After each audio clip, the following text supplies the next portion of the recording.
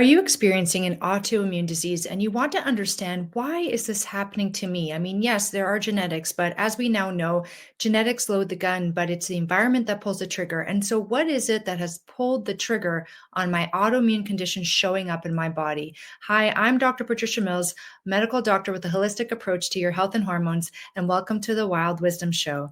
Today, we're going to be diving deep into what triggers autoimmune disease. We're going to be talking about the truth regarding inflammation as one of the root causes and more, as well as how to heal. Now, the interesting thing about inflammation is that it's your body's defense mechanism. So your immune system is what protects you against infections and injuries. But when it becomes chronically activated, then it can start to actually cause harm instead of healing. And so an autoimmune disease happens when that immune system starts to attack your own body. So it stops recognizing your body as a friend, as self, and starts attacking it as if it was a foe or an enemy. Once these immune cells are activated, they then start to release molecules such as cytokines that can damage your own tissues. And so it can happen in specific organs, and maybe that's where the genetics come into play. Your genetics might determine which organ is affected. Maybe it's the thyroid, maybe it's the joints, maybe it's the brain, maybe it's the nervous system and the myelin coating, which manifests as multiple sclerosis.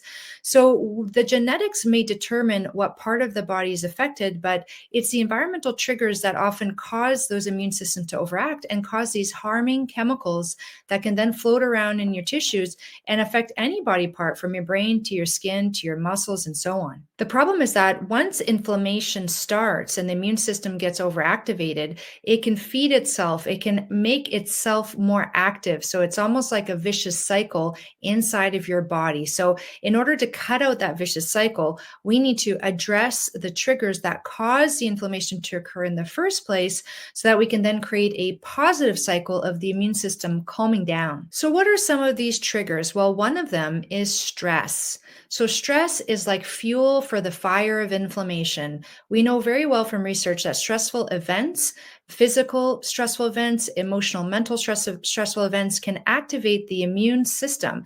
And so therefore, stress may actually cause autoimmunity. And we know for sure that stressful events, once you have an autoimmune condition, worsens that autoimmune condition and can trigger flares and make symptoms worse. It is well known that major life events and conditions such as post-traumatic stress disorder increase the risk of developing an autoimmune disease. And again, this is probably in combination with a genetic vulnerability, but maybe if you lived your life without that major stressful life event, that genetic predisposition wouldn't have been triggered and you wouldn't have developed that autoimmune disease. So that's where the interplay between environment and genetics becomes very important. We know that chronic stress activates the formation of the cortisol hormone on a more constant basis as opposed to an coming and going basis in response to minor stressful events in life. So when we have a significant stress response to our life, that causes an increased production of cortisol,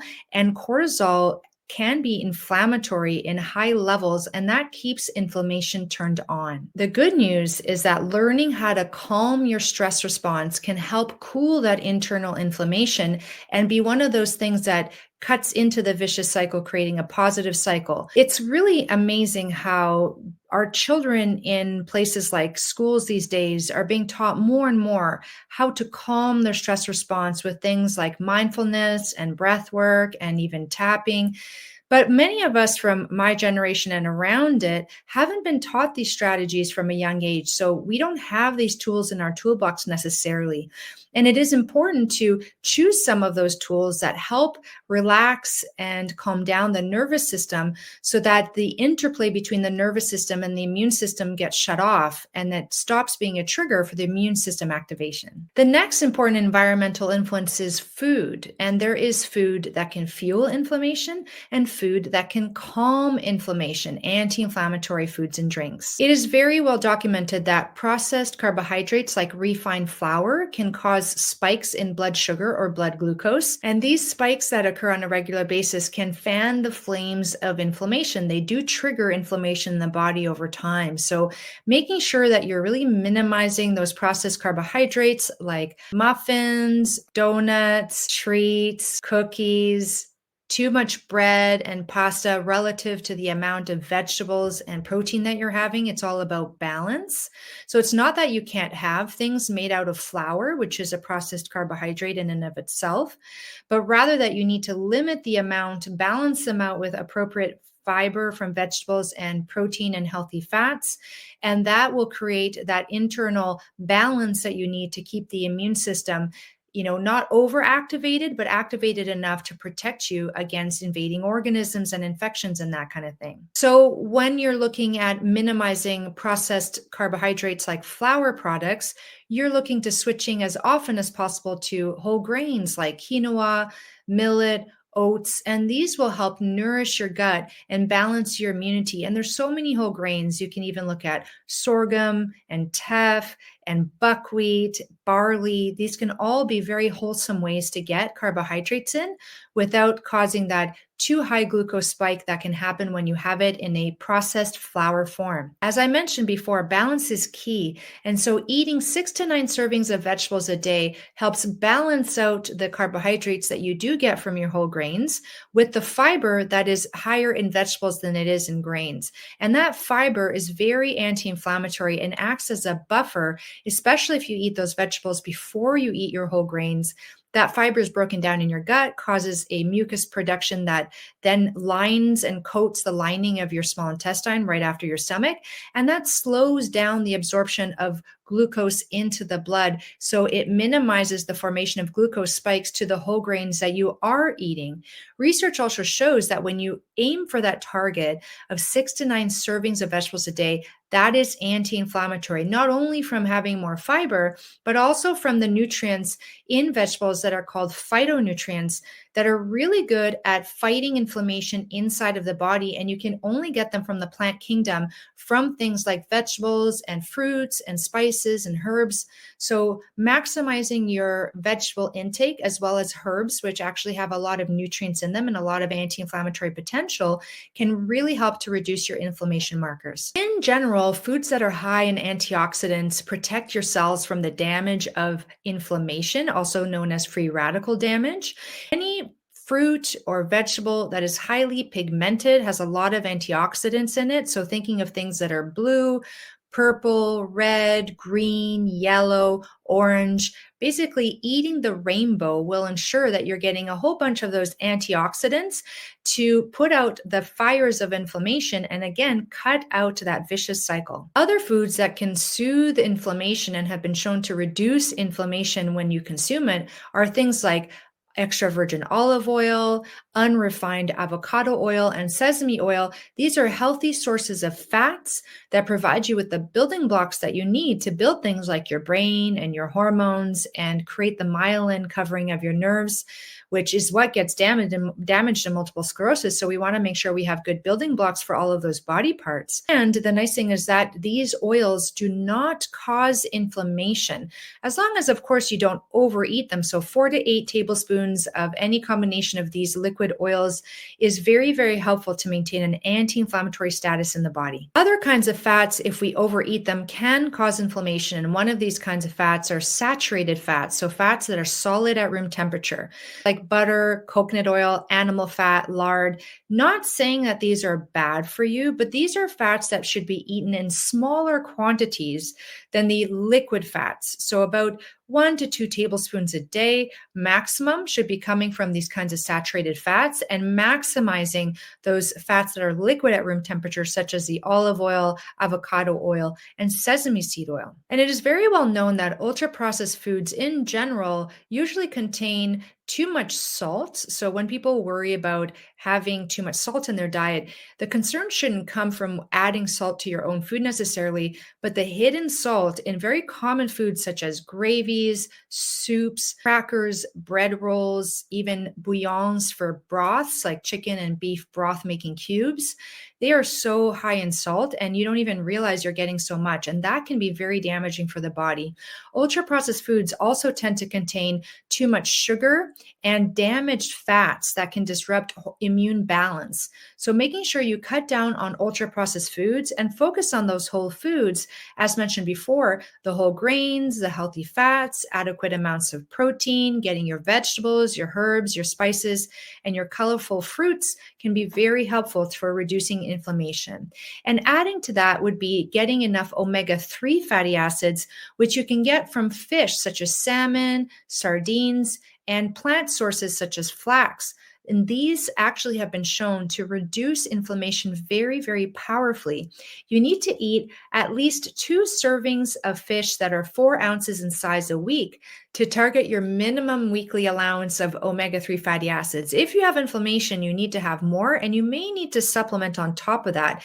If you're vegetarian or vegan, then you're looking at an algae oil supplement that has these kinds of omega-3s so as to ensure that you're creating an anti-inflammatory environment in your body. Another environmental trigger that is very well documented in the literature is environmental toxins and their effect on autoimmunity. Research shows that heavy metals, certain toxins like parabens and phthalates in cosmetics can actually disrupt your immune system. And we are having a lot of issues in society these days. Women put on at least 300 chemicals on their skin every day through their skincare and cosmetics. Men are not as high in that as that, but are getting higher over time.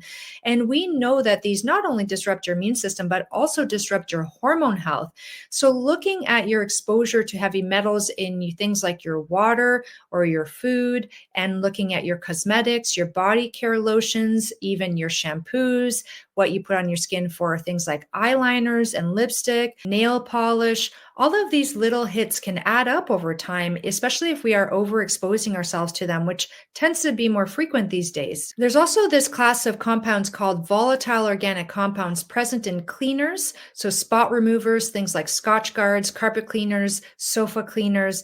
They can be very problematic for the immune system, as well as plastics that are seeping into our food, either through things like oils, like storing olive oil in a plastic bottle. Not a good idea. You should always buy your oils in glass bottles. Amber is preferable to protect the integrity of that oil over time from heat and sunlight exposure. Also, avoiding heating up your foods in plastic containers. That's a big no-no. The plastic will seep into your food and then get into your body that way. And drinking water from plastic bottles that have been sitting there for you don't know how long, because once that bottle is in a transport truck in hot conditions, that's when the plastics tend to leach from the bottle into the water.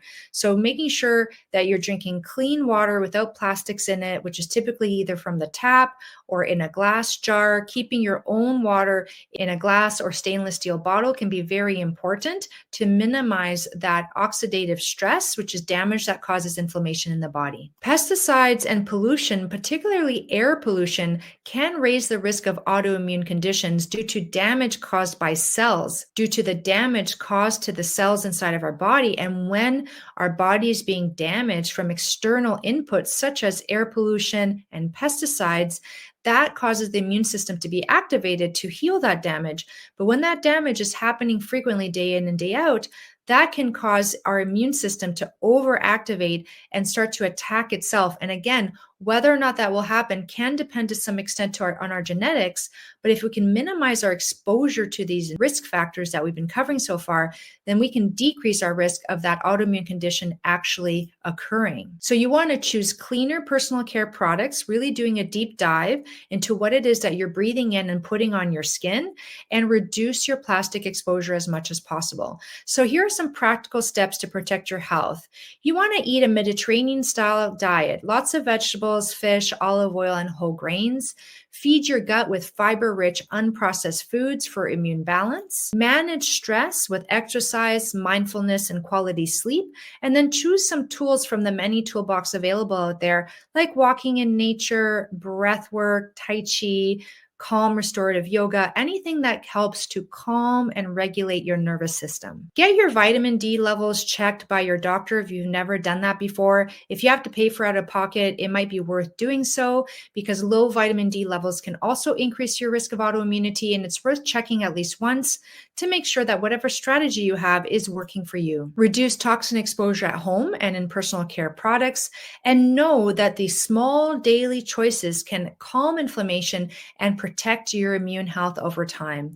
If you want to dive deeper into inflammation, including other root causes and strategies to resolve it, check out my inflammation playlist on YouTube. That's where I put all of my videos related to inflammation, and I hope you get much value out of the information. If you enjoyed this video, please subscribe to my YouTube channel, Dr. Patricia Mills, MD. It's the best way to support the Wild Wisdom Show. Save this for future reference and share this episode with someone you love. Sharing is caring, and you never know when someone might benefit from this wild wisdom. I hope you have a wonderful rest of your day, even your night, and I'll see you next time. Bye now.